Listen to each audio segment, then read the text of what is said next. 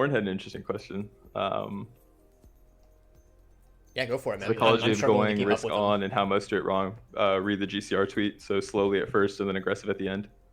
Yeah, I thought that was a really good take. I don't know. I don't want to. I didn't see that. If you guys will want to share something first, I hate when I share and I don't want to like influence what you guys say or anything. So if you guys have No, any it's thoughts on fine, that, man. Go ahead. Yeah, I can start. Yeah, no, I think that's a very valid point. So obviously he's talking about it from a cyclical point of view. Read the kind of Bitcoin, ETH, altcoin, shitcoin cycles, how that kind of trickles down and how people get greedier at the end, saying like everything's flying.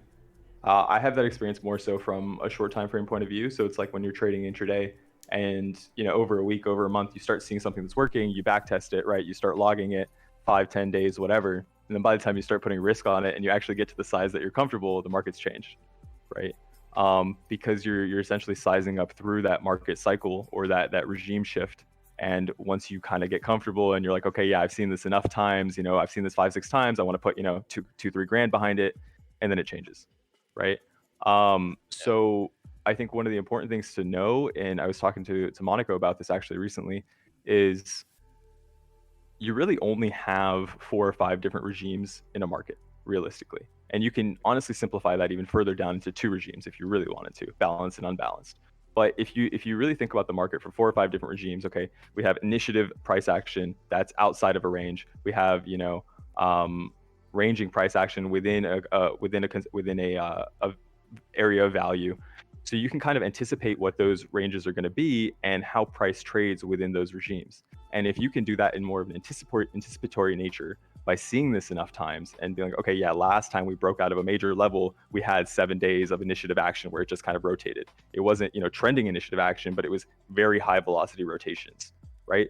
So I think once you kind of get to the point where you've seen this stuff enough times and you have enough examples, you may not get it during that cycle, but once it comes around the next time, you could be a little bit more confident, put risk on from the start, and then you kind of start seeing those signs of exhaustion. Okay, this regime is starting to change. It's been in this regime a little while. We're starting to like consolidate at the edges of composites, and that's when you start sizing down your risk, expecting that the regime kind of shifts.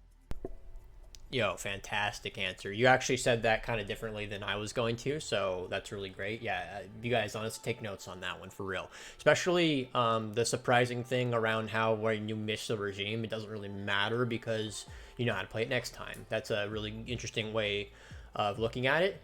Bigger picture, more patient approach. Yep. Because if you force it on the current cycle and you're not really ready, it's how you lose really badly because the pivot's going to come somehow to the next regime and you're going to get caught flat-footed because you're comfy with how you're doing it now, which yeah. So the one thing to add to that is just from like a basic like expected value and psychology argument as well, that the way that it works, right, is psychologically we want to get comfortable with something before we start to put risk behind it is how our brains work.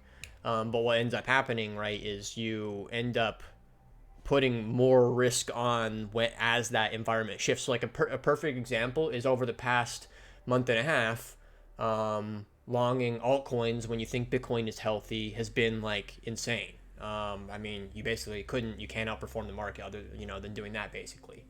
And what's happening now is that the rotations were late into that cycle already, where Bitcoin is cooling off, and altcoin rotations aren't playing out as strongly as they were 2 weeks ago anymore. They're still going up, but they're just going up much at a much weaker pace.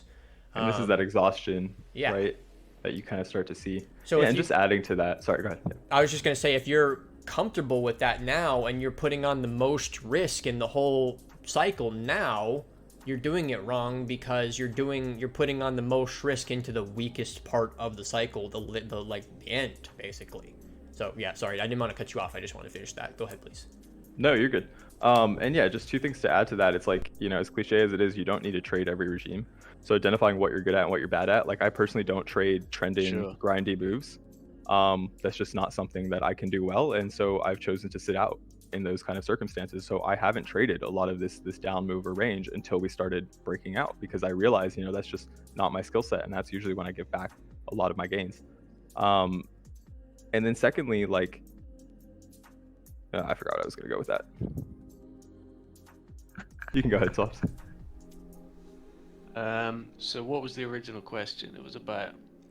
The TLDR is GCR had a tweet which basically said that the problem that traders make is that when a regime comes, you spend all the time getting comfortable and testing, and then you start to put on your risk, and you're at the end of the cycle already. When you should do the opposite, you should put all your risk on at the beginning of the regime, and then you slowly reduce your risk down as the momentum of the regime dies. Right, Which I is see. pretty Yeah, smart.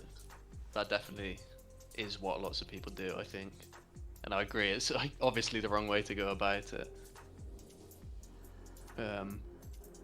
But for me, like, I guess in terms of like the regime, it kind of depends on the time frame. Like you could have multiple different regimes kind of occurring simultaneously, kind of within each other, depending on what time frame you're looking at. It's all kind of relative Yeah, that's a good point.